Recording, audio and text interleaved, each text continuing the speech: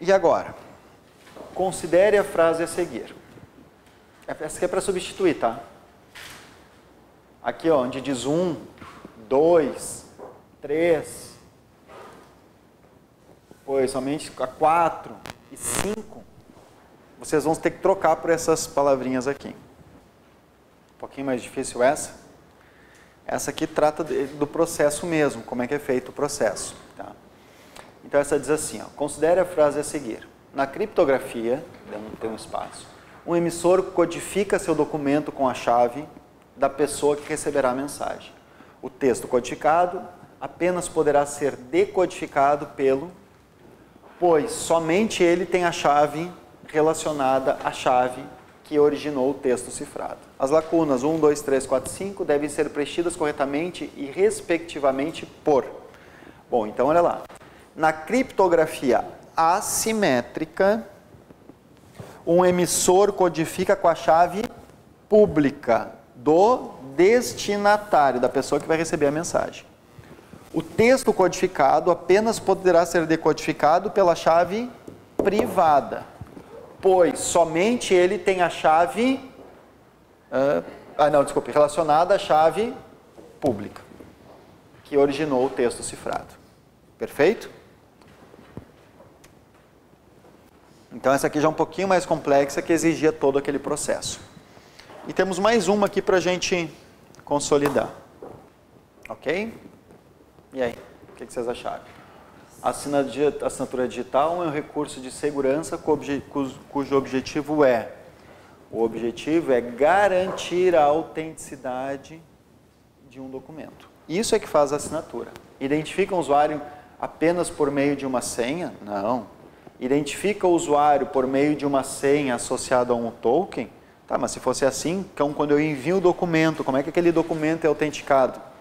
Então, na verdade, ele garante a autenticidade do documento. Criptografa o documento assinado eletronicamente? Não, isso não são funções. Ser a versão eletrônica de uma cédula de identidade? Não, isso aí é o certificado. Ok? Então, essa é a parte da segurança, da parte que envolve criptografia. Porque agora nós vamos para uma segunda parte. E essa parte aqui é as ameaças que nós vamos ter na rede. Por que os dados têm que... Por que na segurança da informação tem que ser mantidos aqueles conceitos, aqueles princípios? Por causa das ameaças. E quais são as ameaças? Entre as várias ameaças, os códigos maliciosos. Vocês estão me acompanhando aí? Apostila, página 139? Não, mas códigos maliciosos ainda, 139? Opa. Então, continuamos na 139. Nós saímos. Então, vamos lá. O que acontece? Eu só quero fazer um comentário. Pessoal, esse material aqui que eu estou usando é um material, olha lá, ó, me acompanha aqui, ó. É lá do CERT. O CERT é um órgão vinculado ao Comitê Gestor da Internet. Esse material aqui foi desenvolvido por eles. E eles permitem que a gente utilize o material. E eu faço questão de utilizar esse material. Paulo, você não quis elaborar o seu material? Não. Por quê? Porque eu sou preguiçoso? Não. Porque a organizadora usa esse material. Eu já disse para vocês, as organizadoras, elas buscam a parte de segurança da informação, aonde? Lá no Comitê Gestor da Internet. Lá no cgi.br. É aqui que eles buscam todas as questões. E o Comitê Gestor, o que ele fez? Ele fez alguns vídeos, e eu disse para vocês, na aula passada, assistam os vídeos que estão lá no meu site. Ele também desenvolveu esses slides aqui, né? Vou botar em inglês. E também desenvolveu uma cartilha. Se vocês quiserem, eu posso também disponibilizar a cartilha lá no portal. Porque as organizadoras se baseiam nessa cartilha, nesses slides e nesses vídeos para fazer as provas. Certo? Essa é a fonte de referência. Inclusive, pegando assim, copiando e colando. Literalmente. Usando as mesmas expressões. Então, a primeira coisa que a gente vai entender é sobre códigos maliciosos. Tá? A gente vai trabalhar códigos maliciosos, quais são os tipos principais e os cuidados que a gente deve tomar. Lembrar, gente, que essa parte de segurança envolve a criptografia, né, essa questão de criptografia simétrica, assimétrica, envolve aqui os códigos maliciosos e envolve backup. Tudo isso faz parte da segurança da informação. Backup tem a ver com segurança. Nós temos que manter os dados salvaguardados, porque pode acontecer outro problema que não só de código malicioso. Mas vamos entender um pouquinho sobre códigos maliciosos. O que são códigos maliciosos? Programas especificamente desenvolvidos para executar ações danosas e atividades maliciosas em um computador. Beleza. Também são chamados de malwares, pragas. E infectam também dispositivos móveis como tablets, celulares e smartphones. O pessoal às vezes, um smartphone, né, não pega vírus, pega, sim, tem vírus para smartphone, tem que tomar um pouquinho de cuidado. Assim como também tem antivírus para smartphone, tem que ter instalado. Principalmente o pessoal aí que acessa muito e-mail, acessa muita página na internet, tem que dar uma olhadinha, tem que dar uma cuidada. Uma vez instalados, passam, os códigos maliciosos, uma vez instalados, passam a ter acesso aos dados armazenados no computador e podem executar ações em nome do usuário. Claro que isso de acordo com a permissão que cada usuário tem no sistema.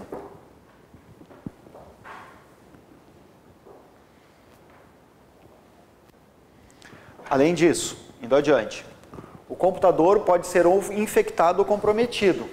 Como? Pela exploração das vulnerabilidades de um programa instalado. A gente sabe que os programas têm várias vulnerabilidades de segurança e os hackers, os crackers, né, que desenvolvem esses códigos maliciosos, eles usam, então, exploram essas vulnerabilidades. Ou também pela autoexecução de mídias removíveis infectadas, principalmente pendrive. Levo lá meu pendrive na UFSC, naqueles computadores da UFSC lá. Espetou lá o pendrive, pode ter certeza que já veio junto com ele ali uma meia dúzia de códigos maliciosos. Tá? É muito comum nas universidades, né, eles usarem as universidades para ficar testando códigos maliciosos, tentando pegar algum incauto. Pelo acesso a páginas web maliciosas, via navegador vulnerável. Então é muito comum, né, algumas páginas serem maliciosas, principalmente página contendo material pirata, pornografia, um pouco de cuidado, né? Vou baixar um vídeo lá, uma videoaula pirata.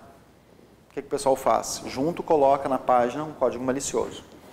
Pela execução direta de atacantes, quer dizer, o atacante foi lá e teve uma ação direta, acessou minha máquina, pela execução de arquivos previamente infectados, obtidos em anexos de mensagens eletrônicas, mídias removíveis, em páginas da web ou diretamente de outros computadores. Então, essas são as maneiras mais comuns de o nosso computador ser infectado ou comprometido.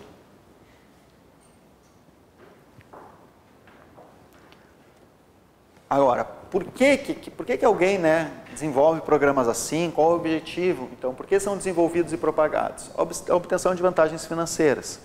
Então, na medida que meu sistema fica vulnerável, consegue minha senha do banco, alguma questão assim. Coletar informações confidenciais, desejo de autopromoção e até mesmo vandalismo. Bom, então, né, são usados como os intermediários, né,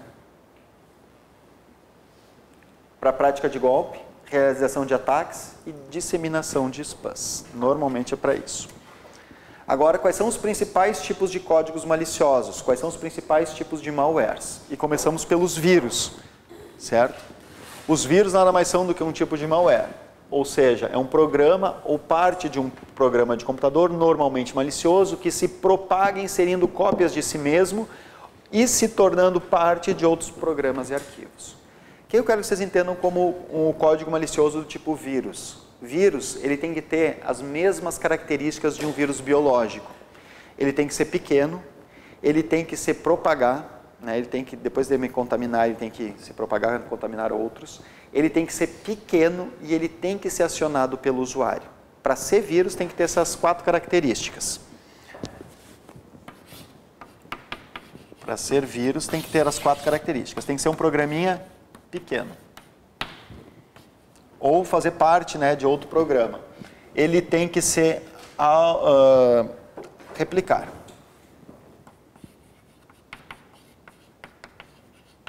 Ele tem que ser acionado pelo usuário.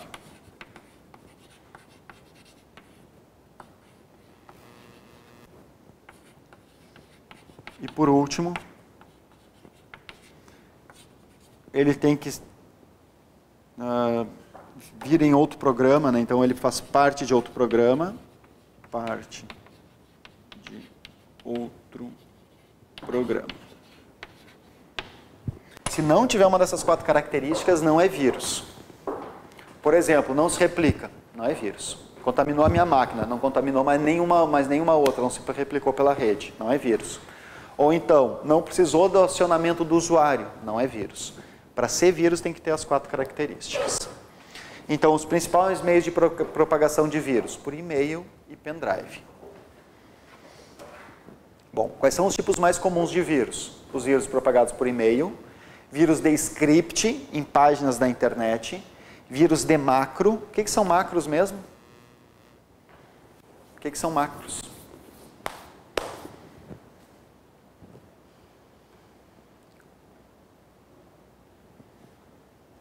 Onde é que eu crio uma macro?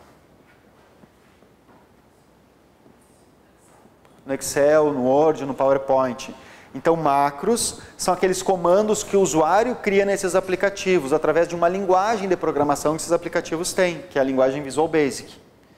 Como esses aplicativos têm uma linguagem de programação, essa linguagem tanto permite criar comandos, né, que sejam pertinentes, que sejam interessantes para o usuário, mas também é possível criar vírus, códigos maliciosos por esses comandos. Então, são chamados de vírus de macro. E também os vírus de telefonia celular, né, para telefonia celular. Esses são os principais tipos, os vírus mais comuns de vírus, os tipos mais comuns. Agora, trocando de vírus para os cavalos de Troia, o tal do Trojan. Bom, Trojan, cavalo de Troia, vocês devem entender bem o sentido, né, daquela lenda, que uns dizem que é lenda, outros dizem que foi, que aconteceu mesmo, que os gregos não conseguiam invadir os troianos. Então, para isso, eles usaram um artifício, que foi deixar um presente, que era um cavalo, para que os troianos levassem esse presente para dentro da sua cidade, e dentro do cavalo, então, ia ter os soldadinhos que foram lá e abriram as portas da cidade. A mesma coisa, então, para computadores. A ideia é essa. É eu receber alguma coisa em forma de presente, só que junto com esse presente, tem lá um arquivinho junto, né, uma outra parte, que vai abrir as portas do meu sistema. Normalmente, essa é a principal função dos cavalos de Troia. Então, programa que, além de executar as funções para a qual foi aparentemente projetado, também executa outras funções, normalmente maliciosas e sem o conhecimento do usuário. Por exemplo, algumas questões. Primeiro, necessita ser explicitamente executado para ser instalado. Quer dizer, precisa da ação do usuário. Agora, pode ser instalado pelo próprio usuário ou pelo atacante.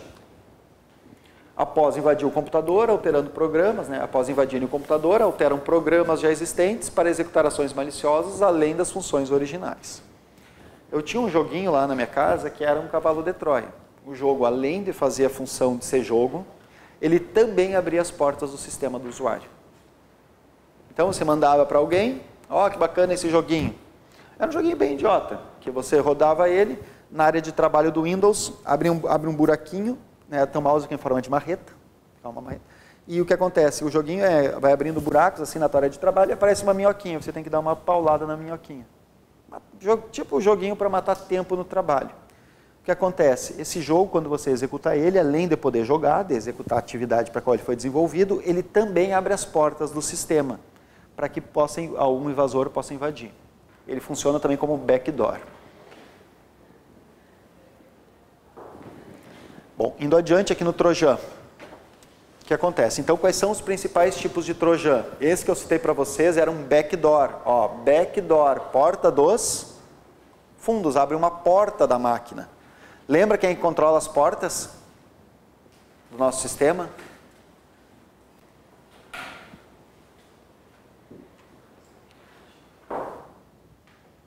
Qual é aquele programinha que vem com Windows lá no painel de controle que a gente estudou? É o Firewall, importante. Então veja bem, isso aqui já começa um conceito. Ó. O antivírus, ele não pega tudo. O antivírus, ele vai cuidar o quê? Dos vírus. E só existe vírus? Não, existe dentro dos códigos maliciosos os vírus, os códigos, os trojans, existem backdoor. Então alguns tipos aqui o bunker aqui de bancos, né? Principalmente para nós o backdoor. O backdoor, então, a ferramenta que vai permitir, né, controlar códigos maliciosos do tipo backdoor é o firewall, não é o antivírus. Isso é importante. Proxy ataca o servidor, né? Proxy é uma máquina que normalmente a gente coloca numa rede para funcionar filtrando o que entra e o que sai da rede. E também para funcionar como um cache. Chegamos a tratar aqui proxy na aula passada? Quer que eu fale aqui rapidamente? Aqui, ó, peraí. Rapidamente, deixa eu pegar um slide aqui. Só para não ter que desenhar muita coisa, tá? O proxy tem essa função aqui, ó. Deixa eu pegar uma rede já pronta. Aqui. Digamos, tá? Aqui tem essa máquina que está funcionando como firewall da rede. Então, isso aqui é a rede da empresa. Essa máquina está funcionando como firewall, está filtrando tudo que entra e o que sai. Então, o que está daqui para cá, tá? O que está circulando aqui não está filtrado, mas quando vem, filtra. A mesma coisa, quando vem na internet não está filtrado, mas quando passa por aqui, filtrou. Então, esse firewall pode ser feito por um servidor do tipo proxy. Mas o proxy tem uma outra função também. Ele cria um cache, uma memória de tudo que está sendo acessado na internet. Por exemplo, digamos que essa máquina aqui acessou o site da FEPES, lá um determinado edital.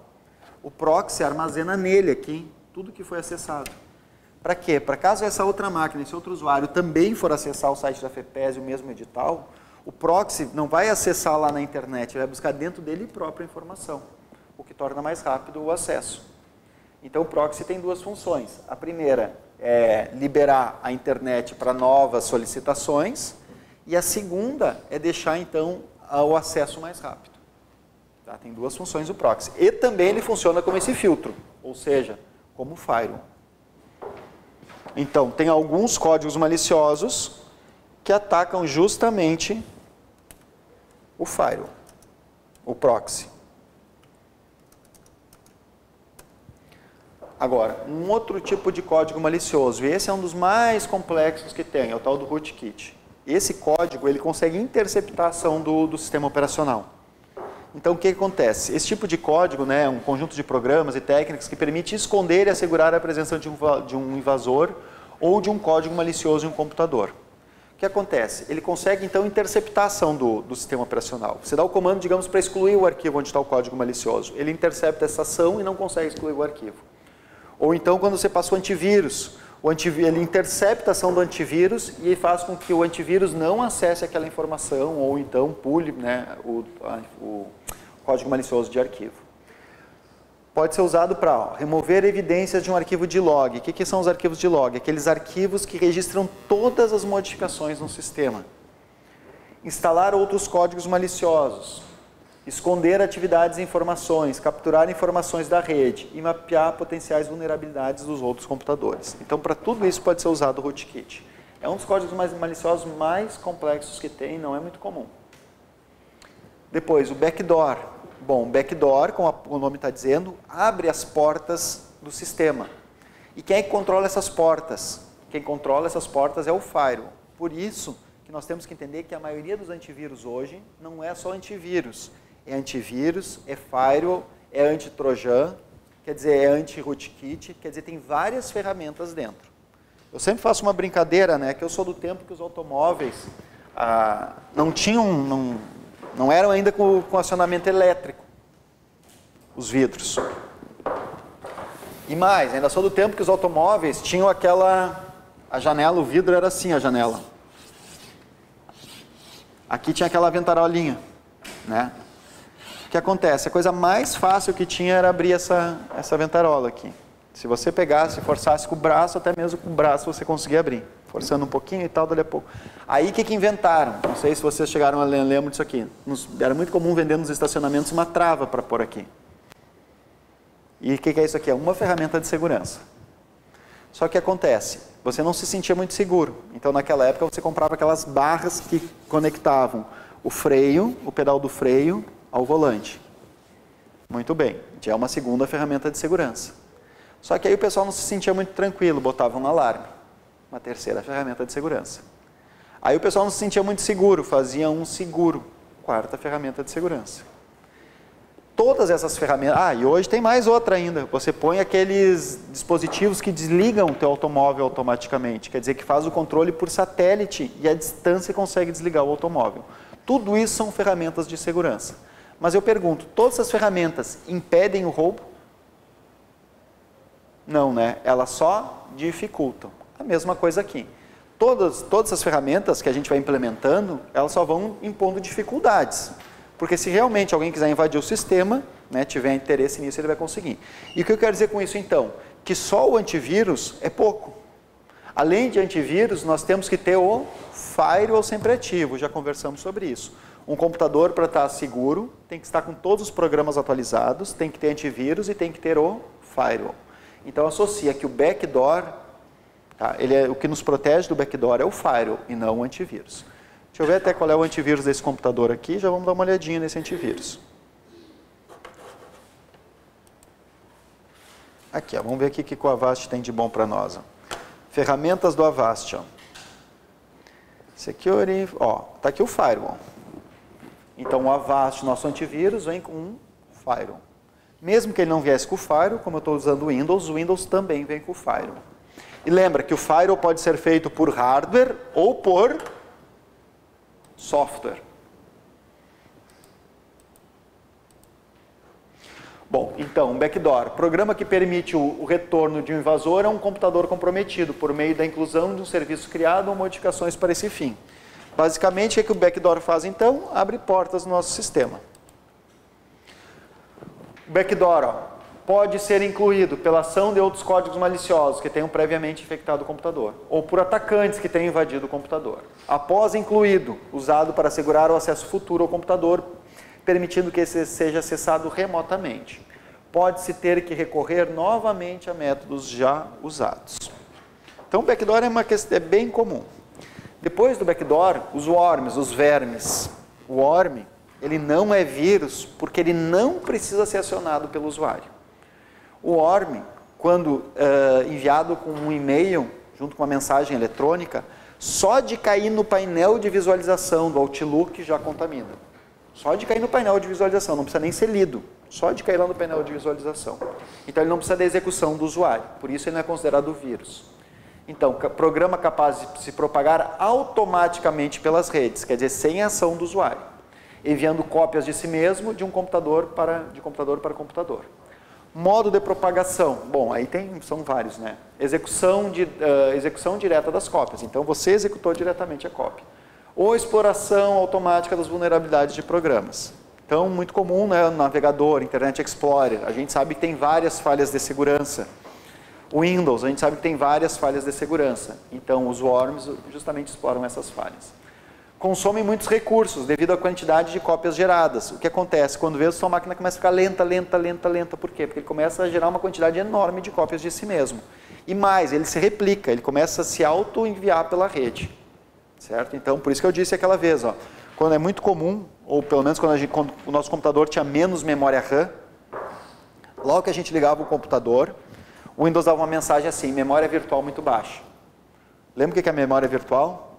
Memória virtual é aquela memória que o sistema cria no HD, no disco rígido, para simular a memória RAM. Os worms, quando contaminam o nosso computador, eles começam a abrir tarefas, executar tarefas por trás, sem o usuário ver. Dali a pouco, quando o usuário percebe, ele já está com toda a memória RAM ocupada, e mais, até mesmo a memória virtual já foi ocupada pelos worms. O worm começa a ocupar todo o teu sistema, começa a usar todos os recursos do teu sistema. É muito comum. O worm, quando contaminado com worm, é bem chato de limpar o sistema. Processo de propagação e infecção. Identificação dos computadores-alvo, envio das cópias, ativação das cópias e reinício do processo. Então, fica num ciclo. Você não consegue sair desse ciclo. Depois, boot. Programa que dispõe de mecanismos de comunicação com o invasor, que permite que ele seja controlado remotamente. Bom, esse tipo de código malicioso, o boot, é muito utilizado pelos spammers. Spammer é quem manda spam. Quem manda spam, ele não manda da sua máquina. Ele manda de máquinas infectadas pelo boot.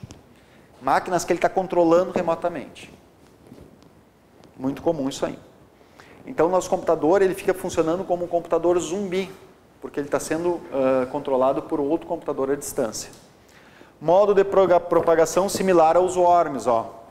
Execução direta das cópias, exploração das vulnerabilidades dos programas. E como é que o que vai acontecer? Então, ele vai permitir a comunicação entre o invasor e o computador infectado, né? Através então de canais de IR, que era muito comum o pessoal pegar. Era também servidores de web, acessando servidores, e nas redes P2P. Redes P2P é quem usa iMesh, Emule, Kazaa, o que mais? iMesh, Emule, Kazaa, Limeware. Todas essas redes são personal to personal. Esse tipo de sistema é pessoa a pessoa que vai montando a rede. Oi? Torrent não. Torrent é um processo um pouquinho diferente. Então, boot, né, um computador infectado por um boot costuma ser chamado de zumbi, pois pode ser controlado remotamente sem o conhecimento do dono. Por isso que às vezes a gente está com a máquina lenta. Pô, estou com a máquina lenta, como se eu não liguei nada ainda, não abri nenhum programa, não abri nada. É que a máquina está contaminada com códigos maliciosos que estão agindo por trás sem o usuário ver, abrindo, né, executando várias tarefas. E bootnet, o que é o tal do bootnet? Bom, é uma rede formada por centenas, às vezes milhares de computadores contaminados com o boot, ou seja, de computadores zumbis. Então, que permite potencializar as ações dos boots. O controlador do bootnet pode usar para os seus próprios ataques, então pode usar, por exemplo, quero tirar o sistema aqui do energia do ar. O que eu faço? Pego vários computadores contaminados por esse código malicioso e faço esses vários computadores, né, minha rede, esse meu bootnet, atacar o sistema de energia. Então, alugá-la para outras pessoas e grupos que desejam executar ações maliciosas específicas. Depois, os programas espiões, os spywares. Bom, os programas espiões é para monitorar a atividade de um sistema e enviar informações coletadas a terceiros. Então, fica monitorando minhas atividades. O Paulo, como é que é o nome, qual é o CPF, qual é o endereço, e fica enviando esses dados para um outro cracker, né, para alguém com objetivos escusos. Depois do spyware tem mais um detalhezinho ainda aí. Ó, alguns tipos de spyware, de programas espiões. Ó. Os keyloggers. O que são os keyloggers? São aqueles programas que registram tudo que o usuário digita. Os screenloggers. Screenloggers são aqueles programas que fotografam aonde eu clico com o mouse. E o adware são aqueles programas projetados para exibir propagandas. Vocês lembram do MSN? Chegaram a usar o MSN? O MSN, vou ressuscitar aqui o MSN, tá? Mas acho que todo mundo em algum momento já usou o MSN e vai lembrar. Aqui embaixo, na parte inferior do MSN, tinha um banner. Esse banner trocava de acordo com o que eu pesquisava na internet. Se eu pesquisasse por máquinas fotográficas, aparecia uma máquina fotográfica aqui, propaganda de máquina fotográfica. Se eu pesquisasse por computadores, iria aparecer propaganda de computadores. Então, o que acontece? Na verdade, o MSN tinha junto com ele? Um programinha espião. Só que como a gente aceitava o programa, ele não era espião, né? Então, a gente chamava apenas de adware. Ou seja, ele enviava propagandas baseado na coleta de informações que o programa fazia. Perfeito? Agora vamos lembrar o seguinte, em relação aqui aos programas espiões. Antes, quando acessávamos o banco exigia que a gente digitasse a senha, certo?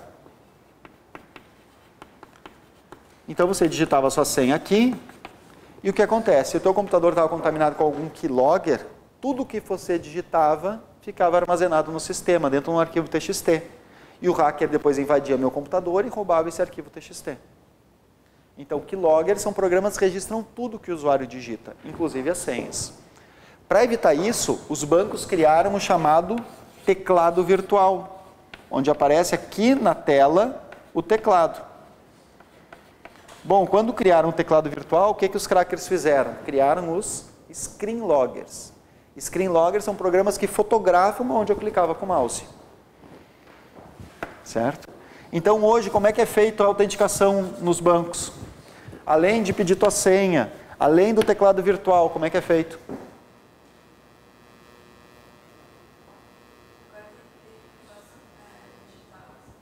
A identificação da tua digital, né? Então é por sensor biométrico, né? Scanner biométrico. Além disso, também exigem que você cadastre o computador utilizando o MAC. O que é esse MAC? MAC é um número que cada placa-mãe tem, cada placa de rede tem. Cada placa de rede tem um número único. E esse número único é o tal do MAC. Então vocês podem observar que Banco do Brasil, por exemplo, se eu quero acessar o Banco do Brasil pelo meu computador, eu tenho que cadastrar o meu computador. O que é cadastrar? É justamente cadastrar um MAC da placa de rede no meu computador. Se eu quero depois acessar o Banco do Brasil por outro computador, eu tenho que cadastrar também um outro computador, porque aquele outro computador vai ter outro MAC. Aquela placa de rede terá outro MAC. Já passaram por essa situação? Perfeito? Então, ok, vamos adiante? Agora, alguns comparativos aqui. Tá. Então, o que a gente vai cuidar? Vírus, worm, né, boot, trojan, spyware, backdoor, rootkit. Vírus, ele é recebido automaticamente pela rede? Não. Né? Isso é o worm e o boot. Depois, recebido por e-mail? Sim. Também, isso para todos. Com exceção do backdoor, que abre as portas do sistema, e o rootkit. Então eu fiz aqui um comparativo, eu não vou passar todos esses itens, mas é importante, até porque não são 4 telinhas aqui de comparativo. Esse comparativo é importante. Por quê? Como eu disse para vocês, as organizadoras se baseiam nesse material aqui. Foi por isso que eu quis passar justamente esse. Eu poderia ter elaborado o meu, não teria problema nenhum. Tá? Até que se eu elaborasse o meu, seria baseado nesse material aqui. Perfeito? Bom, então vamos adiante, que eu tenho agora uns exercícios. Tá? Antes disso, como é que eu faço agora para me proteger? Então, uso apenas programas originais. Pirataria nem pensar. Porque qual o problema da pirataria? Eu não sei a origem do programa. Onde é que foi buscado aquele programa? Será que aquele programa que eu baixei da internet, que é pirata, será que alguém já não botou nele lá um código malicioso? Poderia. Muito comum, inclusive. Tenha sempre as versões mais recentes dos programas. Quer dizer, então está sempre usando as versões mais recentes, porque essas versões provavelmente foram corrigidas as falhas. Depois, remova versões antigas, programas que você não utiliza mais. Porque programas não usados tendem a ser esquecidos, ficar com versões antigas e potencialmente vulneráveis. Então, configure os programas para serem atualizados automaticamente. Vocês atualizam todos os programas que usam, né?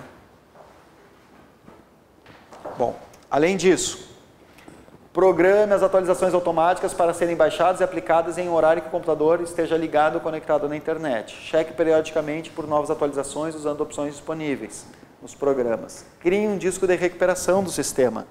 Criar um disco de... Como é que a gente chama um disco de recuperação? Disco de boot, né? Aquele disco que permite inicializar o sistema. Certifique-se de tê-lo por perto em caso de emergências. Além disso, né, ter sempre, backup, né? Lembra que backup faz parte da segurança da informação. Tem que ter backup.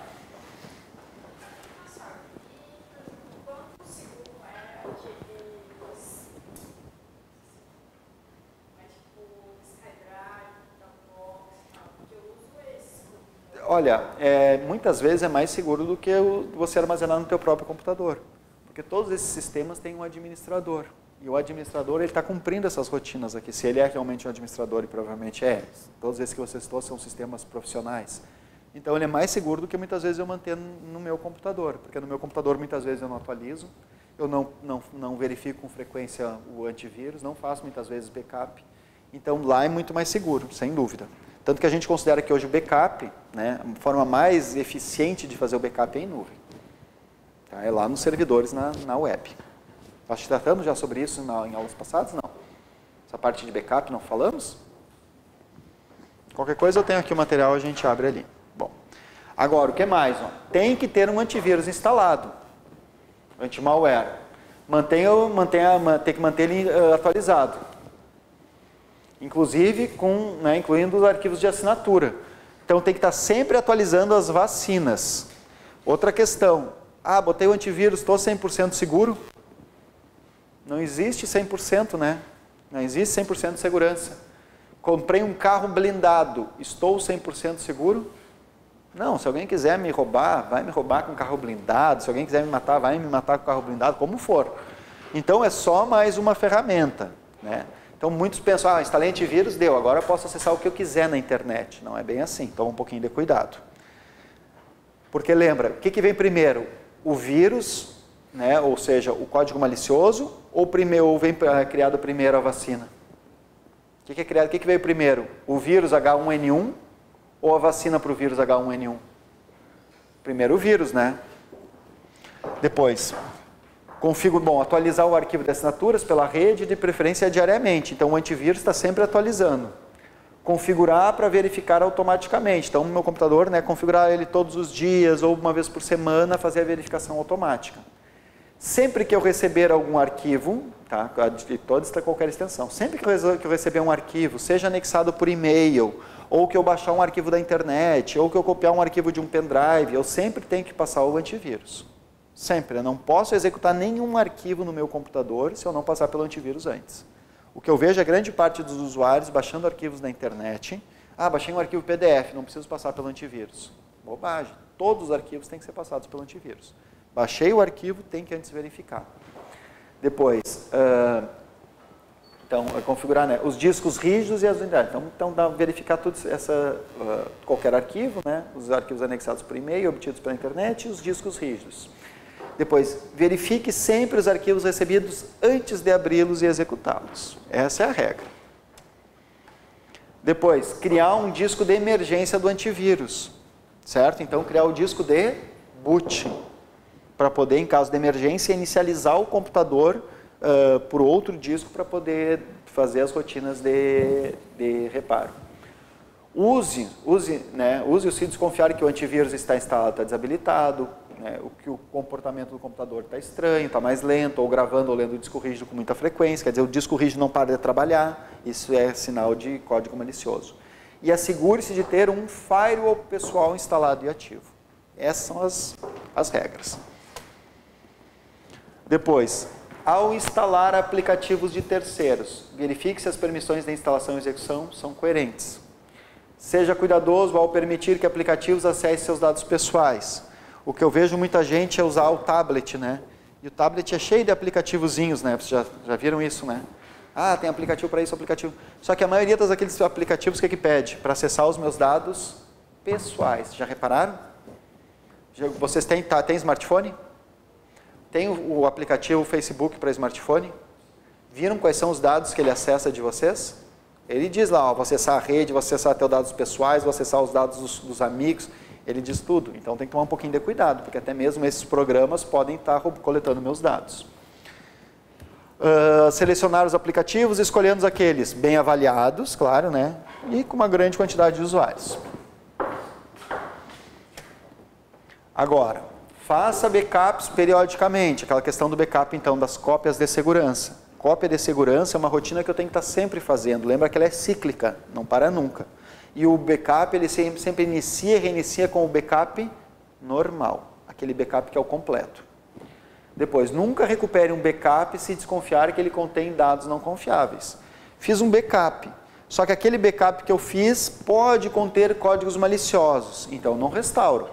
Antes de restaurar, eu verifico para ver se não tem algum código malicioso. Também, antes de clicar em um link, em um link curto, você sabe que tem hoje em dia, tem que cuidar muito no Facebook, que tem aqueles encurtadores de URL. Já viram isso? Os encurtadores eu tenho lá o endereço assim, aprenderdigital.com.br/aula/curso/ e está lá o nome do arquivo. Quer dizer, toda a URL está muito grande. Aí, para não colocar toda essa URL grande no Facebook, existem softwares, programas, que encurtam a URL, para não ficar todo aquele endereço enorme. Só que o problema de encurtar a URL é que eu mascaro a URL original. Isso é um risco. Então, tanto que hoje em dia, esse negócio de encurtar o URL no Facebook, a maioria dos usuários começou a parar de clicar. Tá, eu sou um, encurtou o URL, eu já desconfio. Por que alguém vai querer encurtar o URL? No começo era uma ideia bacana, mas depois viu-se que isso pode ser perigoso. Então, use complementos que permitam visualizar o link do destino. Então, por isso que eu citei na aula passada. Ó, quando eu estou navegando na internet, já vou clicar aqui em um link qualquer. Por exemplo, vou clicar nesse link aqui. Para onde que eu irei clicar nesse link? Por isso a barra de status ela é muito importante. Para que eu comprove para onde eu vou ir. Eu disse para vocês, não cliquem em nada sem antes verificar pela barra de status. Depois, mensagens de conhecidos nem sempre são confiáveis. Por exemplo, recebi lá um e-mail do meu irmão. Clique aqui e veja nossas fotos juntos. Poxa, meu irmão mandando um e-mail com foto. Vou clicar. Não. Mando outro e-mail para ele. Da onde essas fotos? Você não me disse nada sobre fotos. Por que agora está me mandando um arquivo com fotos? Então a regra número 1 é, não abro arquivos, e-mails, de quem não me disse que ia mandar o e-mail. De quem não me disse que ia mandar um arquivo. Quer dizer, só abro arquivos de quem me avisou que ia mandar. Por quê? Porque pode ser que a máquina do meu irmão esteja contaminada por algum código malicioso e esse código esteja se replicando. E enviando cópias desse mesmo sem ele saber. Aí eu mando um e-mail para ele, olha, de onde essas fotos? E ele me responde, poxa, nem sabia que meu computador estava enviando mensagens eletrônicas. Né? Então, nem sabia que meu computador estava contaminado. O campo do remetente pode ser falsificado. Eu tenho um software lá que, se eu quiser, eu ponho assim, ó, dilma@presidencia.gov.br. Mascaram o endereço original do remetente. Então, tem que tomar um pouquinho de cuidado. A Dilma que está me mandando o e-mail, não. Isso é alguém se passando por ela. É possível fazer isso. Ou podem ser enviados por contas falsas ou invadidas. É outro problema. Depois, cuidado com as extensões ocultas. Alguns sistemas possuem como configuração padrão ocultar as extensões dos arquivos conhecidos. É o caso do Windows. O Windows, por padrão, ele oculta a extensão do arquivo. Se ele conhece a extensão, ele oculta. Veja bem. Ó. Vocês lembram disso aqui? Isso aí, vou abrir aqui o Explorer. Ó. Abrir uma pasta aqui qualquer. Ó. Abrir aqui os meus arquivos. Ó. Então, repara que os meus arquivos aqui estão sem extensão. Ó. Por que está sem extensão? Porque o sistema está ocultando. Como é que a gente muda isso aqui no Windows? Nós vamos aqui. Aqui eu não estou exibindo a barra. Deixa eu só exibir aqui uma barra. Deixa eu exibir aqui. Deixa eu pegar aqui as opções. Gravar, compartilhar, nova pasta. Deixa eu exibir aqui. Cópia. Bom, vamos pelo painel de controle mesmo. Iniciar. Painel de controle. E aqui em opções de pasta.